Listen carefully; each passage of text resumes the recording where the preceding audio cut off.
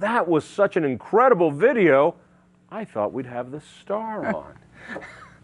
Laura Carno, thanks for joining me. I appreciate it. Thank you. All right. First of all, I just want to talk about raffles first. Yes. Before we get into faster training and all that other stuff, it has been an interesting bit to simply raffle off a gun or anything. How long have you been working to do fundraising by getting a raffle license? Yeah, so we've been working on many steps of it for about the last year and a half.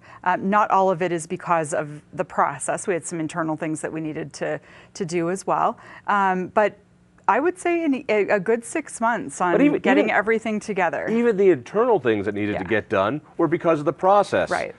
The bylaws of the organization need to state certain things. In order to get the bylaws done, you got to do all this other stuff just to get a raffle license. Who gives a raffle license? Yeah, so the legislature makes the law, and then the Secretary of State's office follows the statutes that exist, and so you apply for your raffle license. The documentation, John, was an incredible amount of documentation to get approved. So we got approved. All right, so I'm just trying to understand the difference here. So you go to some charity event, and they give you a little ticket with a number on it, and they have door prizes, and somebody reaches in and pulls out and goes, number whatever. Isn't that a raffle? Yeah, and so that's a good question. Do they need a raffle license just to do that at a door? Just to do that. They need to do that. So when you go to your church picnic and they raffle something off, thank them for going through everything it took to get a raffle license. But the raffle, so that's you have to be present to win. They draw a ticket. The raffle that we're doing is you don't have to be present to win. And the requirements from, it's just done right there by drawing a ticket, to what we're doing is, I don't know, 90% of the work is on the part that we're doing, where you don't have to be present to win, because you want to tell folks a whole lot more about it. Are you telling me that if I go to some organization that I really dislike, and they're just raffling off, the guy who's speaking, his book, and they just have give you a number and you take it out, I could get them in trouble? Yeah, that's a door prize. That's a door prize. Yeah, there's some different laws in there. Please don't make me be an expert on anything other than what I have to do. But the point was, it is nutty bureaucratic just to be able to do a raffle for raising money for any charity. Right. Which, by the way, this is, but also all sorts of other charities use raffles. Right. And they got to go through this. Right, and there are some that have been doing it for so long that they were grandfathered in. So you see the Boys and Girls Club giving away a house through an online raffle. I'm betting that they were doing it for so long that once it became of the computer age, they were just grandfathered in. So, but anybody doing it brand new, it's just a huge set of rules. And like I say, the documentation I provided was a, 40-page PowerPoint on every single step of the purchase. All right, let's talk about this raffle, because it's cool. What exactly are you raffling off? And by the way, if you're watching and you want this, you better jump on it now, because at Sunday night by midnight, if you haven't bought your ticket, not going to happen. Right, and we do the drawing on Monday. So this is for Faster Colorado, and Faster is a project of the Independence Institute, and we raise private money so that teachers and other school staff who are armed on campus, if they can't afford top-of-the-line training, world-class training, we give it to them for free. This is a big deal. We've got. And I want to get it. I want to get into that. Sure. But for those, particularly people who are looking for the right Christmas present, this package it's a good deal for $25. Absolutely, yeah.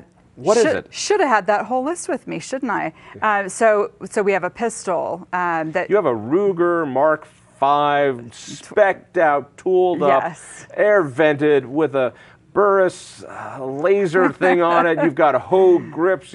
You got earmuffs. You got a cleaning kit. You got a bag. You got a hat. A hat, because that's worth the $25 right there. I mean, this. If somebody who's never really been into shooting and you want to give a gift and say, here's all the ancillary stuff you need to go off and actually enjoy some target shooting.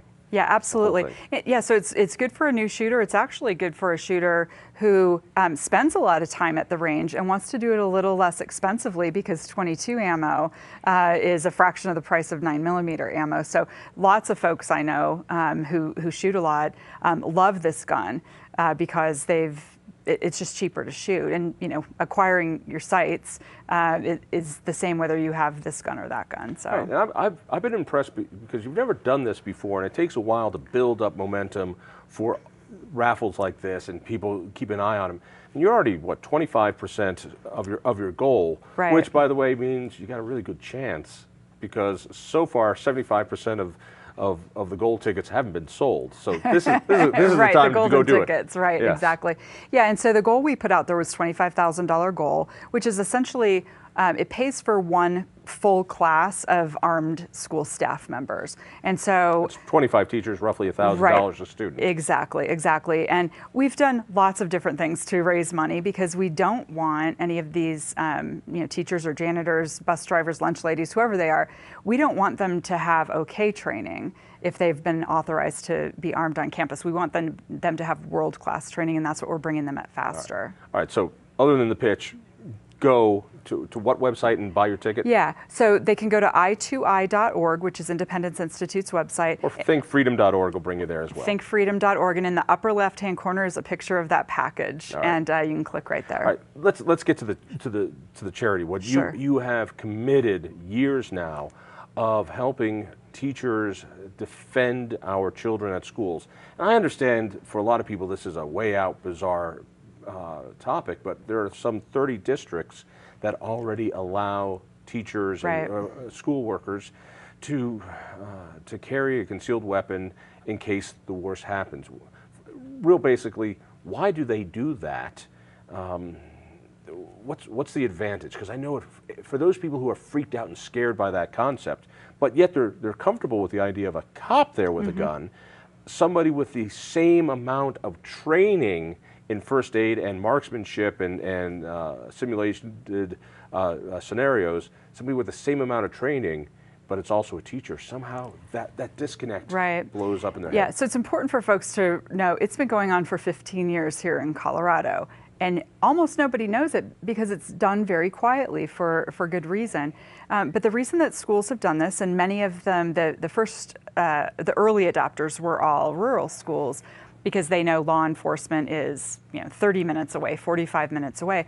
What are you going to do if, God forbid, the worst possible thing happens on a campus? What are you going to do until the cops get there? So what's happened... The old saying, when seconds count, right, the cops are minutes away. Right. And so, but then suburban schools are saying, well, hang on a second. In these mass casualty events, they could be over in 3 minutes. What if my response time is 3 minutes? And so they're asking the question, what do we do inside the school from the time somebody starts trying to kill people until the cops get there? What are we going to do in this building? And armed staff is the answer to the question. It's very hard for them to do. But as you said, 30 different school districts in Colorado are already doing that. And this training is, what I love about it, in order to be certified, you need to pass the same type of training that a cop has, right. But actually you have to even score better on marksmanship than a cop. Right, and it's the handgun proficiency part of the peace officer standards and training. So when they go through the academy, they have to pass the post-qualification handgun proficiency at 100%. Law enforcement does. We add 2 additional shots to it, and we require the school staffers to still pass the increased barrier at 100%. So not everybody passes, and the school needs to figure out what they're going to do with that. But it is, it's not a no-brainer to pass. It is very difficult. And I know the eye-catching part of this, the sizzle of this, are seeing teachers being trained with guns, and people start talking about that. As much training goes into the first aid part of this, and this is where lives are saved. Explain that. Yeah, it's the part that the news rarely covers because it's not that sexy, glamorous part of firearms, right? But if you think about Sandy Hook, where it took 45 minutes for medics to be cleared to enter the facility, how many people could have been saved if there were medically trained people inside? And we're not talking extensive. You're not talking about paramedics, you're not talking about surgeons, you're talking about people who are trained in triage to stop the bleeding. Right, and it's all about how do you keep this person from bleeding to death until the professionals get there. Very similar to frontline battle skills overseas. And that's how not only supplying schools with tourniquets and hemostatic bandages, but knowing how to use that stuff once the threat is mitigated. Right, and where our instructors on the firearms portion are all active duty law enforcement, SWAT people, that sort of thing. They train cops in this stuff.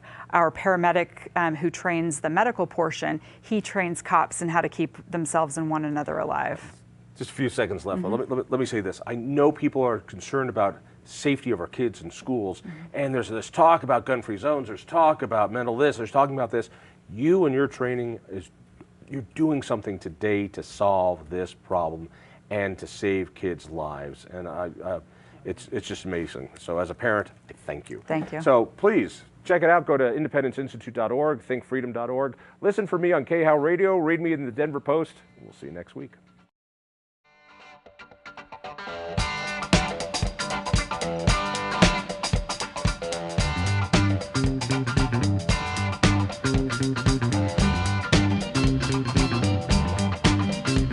They